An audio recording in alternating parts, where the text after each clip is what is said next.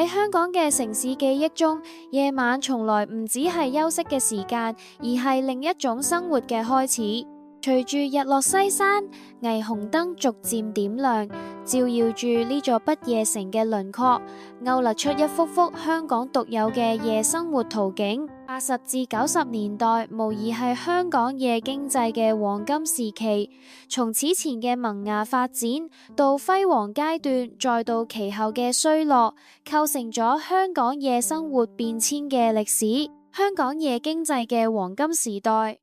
雖然香港嘅夜生活可以追溯到更早，但80到90年代無疑係最輝煌嘅時期。80年代香港最繁榮嘅時期，紙醉金迷、夜夜笙歌、夜生活多姿多彩。經歷過嗰個年代嘅香港人都有呢一個回憶。呢一時期隨住香港經濟飛速發展，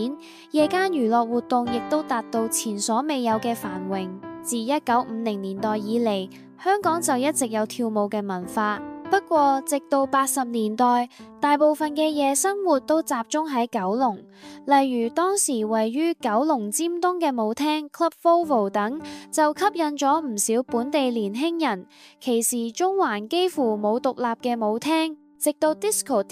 喺1978年出現，先至俾唔同種族